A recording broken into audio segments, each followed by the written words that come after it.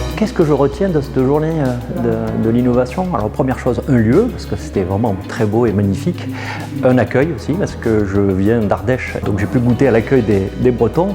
Et puis, bien sûr, le sujet de l'innovation qui me tient à cœur, et puis que j'essaye modestement de faire avancer au niveau de la fédération. Voilà, et puis des intervenants de qualité. Et puis, j'ai vraiment beaucoup aimé de rencontrer une entreprise qui a un petit peu la même démarche que nous, de se poser la question des processus dans l'entreprise.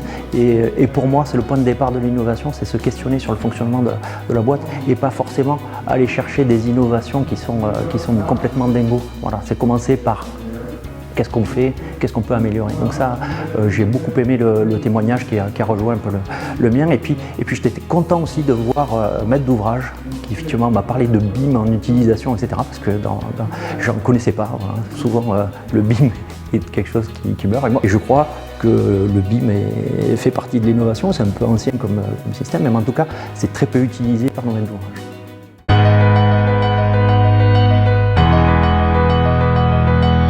Ce que je retiens, c'est sans doute un tempérament des chefs d'entreprise de la Fédération française du bâtiment breton à se tourner vers l'avenir et finalement c'est ce qui caractérise, je crois, notre région mais aussi tout le secteur du bâtiment, une forme d'optimisme, alors même qu'on peut avoir, si on regarde un petit peu à côté, de l'inquiétude, mais non, finalement, moi ce que je note, c'est qu'il y a une volonté d'être tourné vers l'avenir et ça, c'est très réjouissant.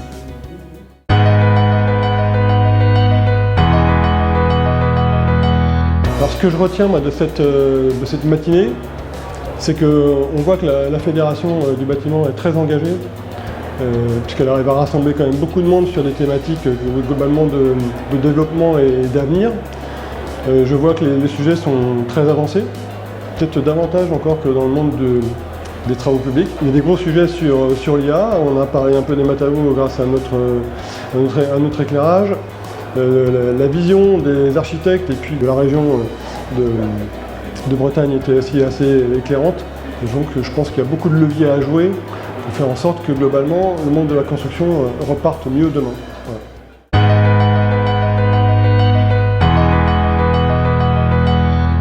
J'ai trouvé l'intervention de Maximilien Brabec très intéressante.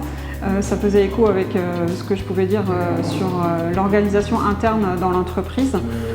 On a mis beaucoup de choses en place justement pour éviter tous les petits cailloux que les salariés pouvaient avoir dans la chaussure, que ce soit au niveau gestion du chantier, l'administratif. Et on a créé beaucoup de rituels qui permettent de figer en fait, dans le temps des moments en fait, précis dans l'entreprise et que chacun sache ce qu'il doit faire à un moment donné.